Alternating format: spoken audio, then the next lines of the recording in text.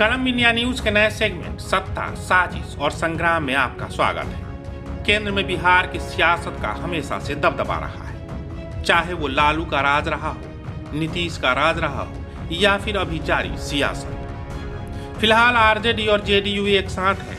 ऐसे में बीजेपी के लिए हर छोटे दल का सहारा सबसे महत्वपूर्ण है। केंद्र में फिलहाल नित्यानंद राय, गिरिराज सिंह, अश्विनी चौबे, पशुपति पारस और आर.के. सिंह मंत्री हैं। लेकिन 2024 से पहले इसमें एक नाम और शामिल करने की तैयारी चल रही है। लोकसभा चुनाव 2024 की तैयारी में जुटी भाजपा अपनी रणनीति को अंजाम देने की तैयारी कर रही है। लोजपा और लोजपा रामविलास की राजनीति को बीजेपी अब एक नया रूप देने जा रही है। अभी तक लोजपा परोक्ष रूप से एनडीए गठबंधन में साथ है, तो लोजपा रामविलास अपरोक्ष रूप से एनडीए के साथ दिखता रहा है। अब लोजपा रामविलास की राजनीति में एक बदलाव आने जा रहा है। राजनीतिक विश्लेषकों की माने तो कर्नाटक विधानसभा चुनाव के बाद लोजपा रामविलास के राष्ट्रीय अध्यक्ष और जमुई से सांसद चिराग पासवान, या यूं कह लें प्रधानमंत्री नरेंद्र मोदी के हनुमान, केंद्रीय कैबिनेट में शामिल हो सकते हैं। यह पुरस्कार उन्हें एनडीए से बाहर रहकर भी मोदी की रणनीति का एक हिस्सा बनकर उनकी मदद करने के कारण मिल रहा है।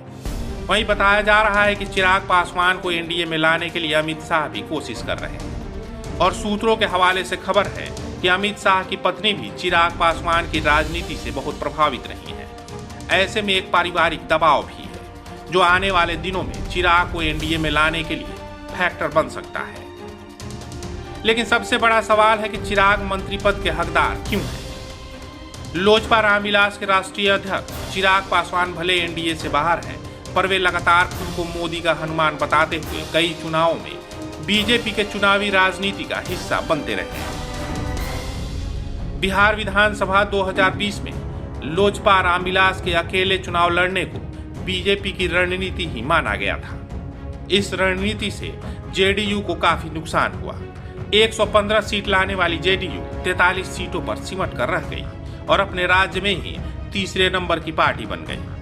कहा जाता है कि इस रणनीति के तहत बीजेपी के कई कद्दावर बागी नेताओं को चुनावी मैदान में उतारकर जदयू के कद को छोटा करने के काम को अंजाम दिलाने का काम किया गया। वहीं 3 विधानसभा चुनाव उपचुनाव में भी लोजपा रामविलास का सहयोग मिला है। कुछ महीने पहले राज्य में हुए उपचुनाव में भी चिराग मोदी भक्त हनुमान ही बने रहे। चिराग ने इन मौके पर बीजेपी के उम्मीदवार का प्रचार किया और उपचुनाव में एक बार फिर बीजेपी ने चिराग की मदद से महागठबंधन के उम्मीदवारों को परास्त करने का काम किया। इस उपचुनाव में बीजेपी ने कुढ़नी और गोपालगंज विधानसभा चुनाव में जीत का परचम लहराया और मोकामा में जहां बीजेपी को 20,000 से 30,000 मत मिला करता था, वहां 65,000 से ज्यादा वोट मिले। परफेक्शन IAS, UPSE और BPSC फाउंडेशन क्लासेस के लिए समर्पित संस्थान। यहाँ आपको UPSE selected and interview appeared faculties द्वारा गाइड किया जाता है। Separate batches for Hindi and English medium. 65वीं और 64वीं BPSC एग्जाम में 69 और 107 रिजल्ट्स एवं 66वीं BPSC एग्जाम में 131 रिजल्ट्स हासिल किया है परफेक्शन IAS टीम ने। परफेक्शन IAS, कुमार टार, बोरिंग रोड, पटना।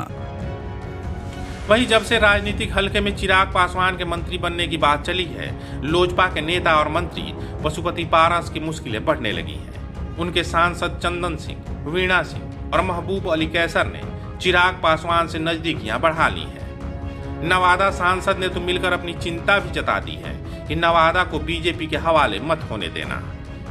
वहीं बीजेपी को अपना गठबंधन मजबूत करना है तो बिहार में चिराग एक बड़ा फैक्टर बन सकते हैं। लोजपा की बागडोर भले पशुपति पारस के पास हो, पर रामविलास पासवान का अर्जित वोट चिराग के पास ही है।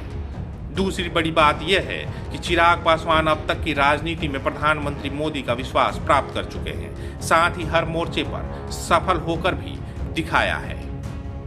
हालांकि इसको लेकर अभी तक न तो चिराग पासवान की पार्टी लोक जनशक्ति रामविलास की तरफ से और न ही बीजेपी के द्वारा आधिकारिक पुष्टि की जा रही है। लेकिन एलजेपी रामविलास के प्रदेश अध्यक्ष राजू तिवारी बीजेपी और चिराग के बेहतर संबंध का हवाला देकर इशारों में जरूर इस बात की पुष्टि कर रहे हैं। पार्टी का कहना है कि बीजेपी और एनडीए से हम लोगों के पुराने संबंध रहे हैं और साल 2014 और 2019 में हम लोग एक साथ रहे हैं।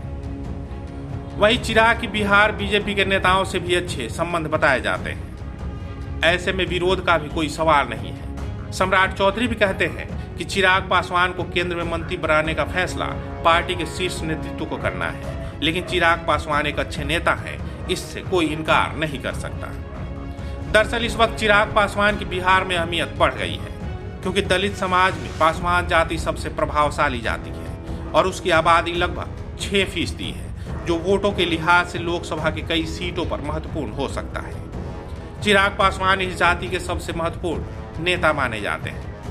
वहीं बताया जा रहा है कि अगर चिराग को केंद्र में जगह दी जाती है तो उनके चाचा और कैबिनेट में शामिल पशुपति पारस को कैबिनेट से छुट्टी दी जा सकती है।